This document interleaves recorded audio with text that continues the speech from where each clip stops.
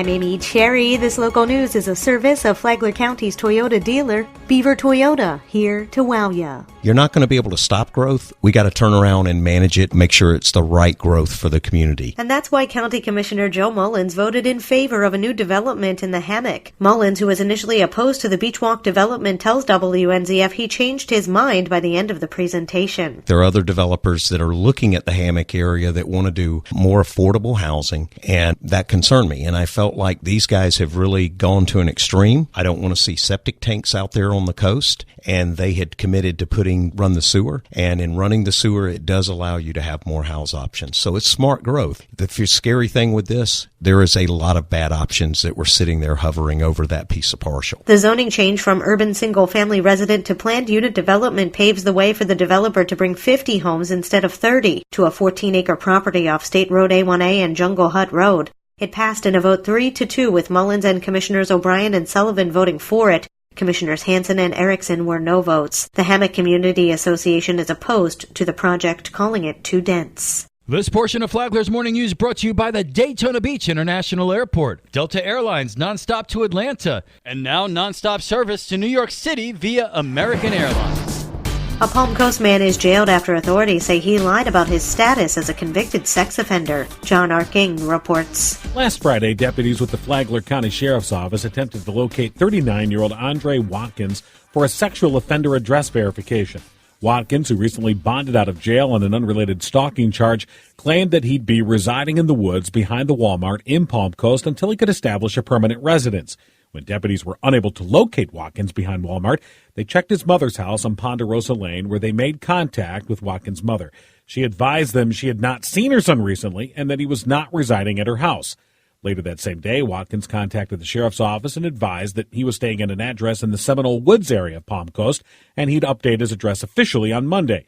But when deputies checked into the address provided by Watkins, they were told he wasn't there and was, in fact, living on Ponderosa Lane with his mother. On Sunday, when they went to that residence a second time, Watkins answered the door and then admitted he had lied about his current living situation because his mother runs a daycare out of her residence and didn't want her business to suffer.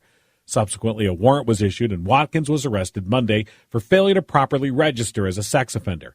He was ordered held without bond, while the Florida Department of Children and Families was notified of the case so they could determine if the daycare operating out of that address is legally licensed. From the WNZF Newsroom, I'm John Arkin.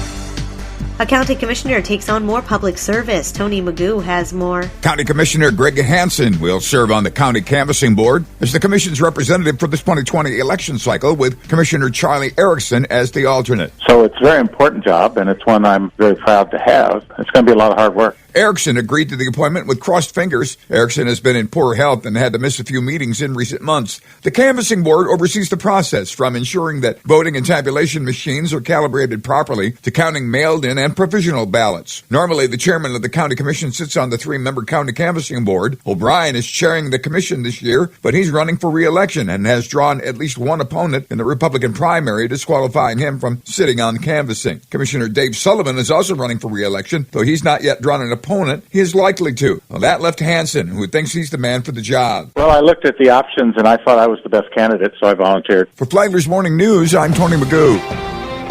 Why does Flagler County not have a high crime rate? Sheriff Rick Staley said despite the low numbers of deputies in his department, state average is 2.25. I'm currently at 1.61. That's just over 1.5 deputies for every 1,000 residents in Flagler County.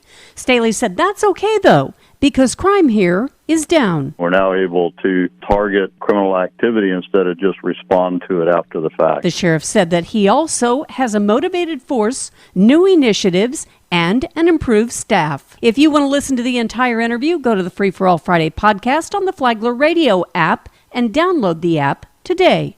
Tomorrow, hoping for a better 2021. From the WNZF Newsroom, I'm Deb Albertson. And now you're up to date on Flagler's Morning News. I'm Amy Cherry.